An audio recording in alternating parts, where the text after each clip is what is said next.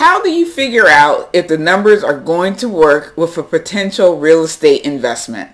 Hi, I'm Veronica Woods, and if you want to figure out how to keep more money in your pocket when you're either buying or selling real estate, you're going to want to go ahead and hit the subscribe button on this channel as well as the notification bell so you'll know when the next video is published. And if you want even more tips, I send out a regular email, not always video tips. If you want to get on that list, look for a link in the description area below this video.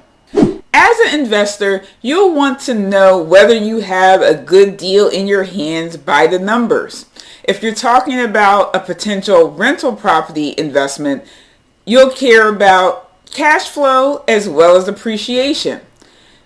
Most of the time when you're talking about a rental property, cash flow is what you're going to calculate first. So in this video, I'm going to cover how to calculate cash flow and give you a few things to think about along the way with that calculation. Now, cash flow is the money that you have left over after all the operating expenses are paid from managing the rental property.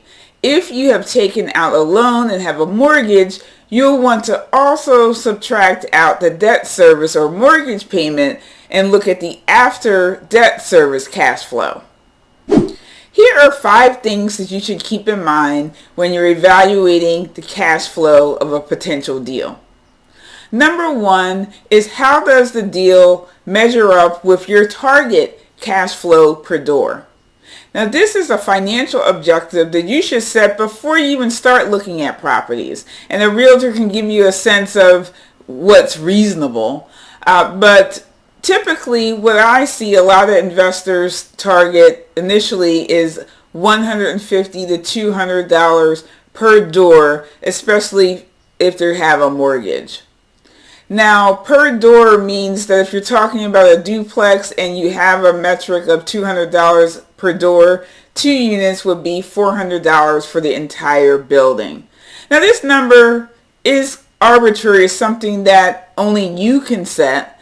And also keep in mind, there's typically a trade-off in appreciation versus the cash flow per door that most investors are able to yield. Number 2 is, don't underestimate your variable expenses. Now, if you're buying an older home, you'll likely have higher ongoing maintenance costs as well as need a higher capital reserve, especially if you don't plan on taking on larger rehab projects at the onset. So, for example, if you replace the heater, you do a upgrade on plumbing and electrical when you first buy the house and it's older, then you have a little bit more leeway on your assumptions about the ongoing expenses, and especially maybe don't need to build up as large of a capital reserve on a monthly basis. But if you don't, you will be foolish to not factor that into your ongoing operating expense calculation. Third, validate utility costs with your local provider. Now, if you're buying a single family rental, you'll more likely be able to pass on most of those costs to the tenant. So it's not as big of a concern as you're looking at your monthly operating expenses. But in the case of a multifamily, you may have common areas that the landlord pays for, or maybe all the utilities aren't separately metered. Most frequently in our area, it's the water meter that's not separately metered. In that case, you'll want to have a good sense on what that monthly cost should be, especially when the unit is, or the building is, fully occupied. Fourth, be conservative on your fixed expenses. Of course, some of the fixed expenses you don't have any control over, like a local rental license or your taxes. But then you have things such as landlord insurance for the property. You want to make sure that you pick the right or appropriate coverage for your rental property portfolio today and also as it grows. So you don't want to necessarily pick the cheapest insurance just to make your cash flow look better and be making a poor business decision. I also recommend that you factor in the cost of the fee for professional property management. Even if you want to you plan to self-manage in the beginning, it's good to know that your cash flow can handle the cost of outsourcing property management if in fact you need to down the line. Number 5 is don't blindly use the assumptions that you get from the seller in your due diligence process for either the rent or the expenses.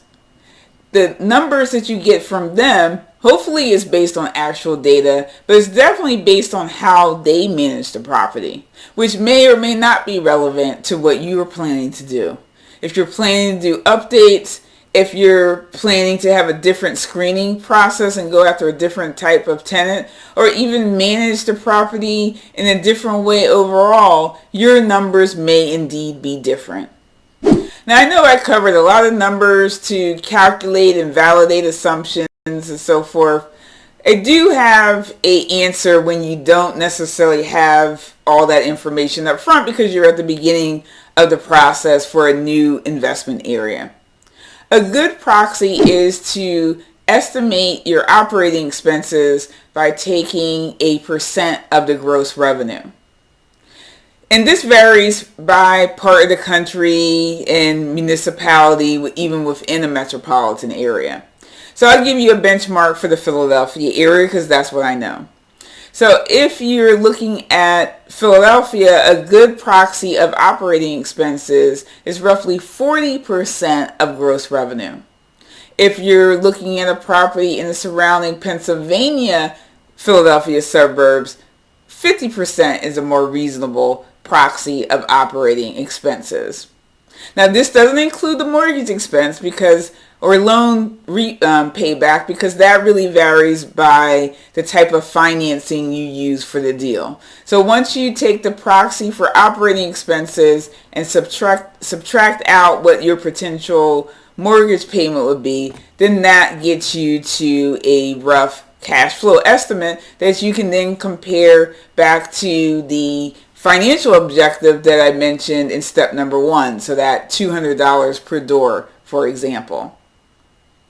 Now, if you want more advice about how to match up your personal financial goal and your real estate investing strategy, rental properties obviously is just one buy and hold strategy, you're going to want to take a look at the video that is appearing on the screen now.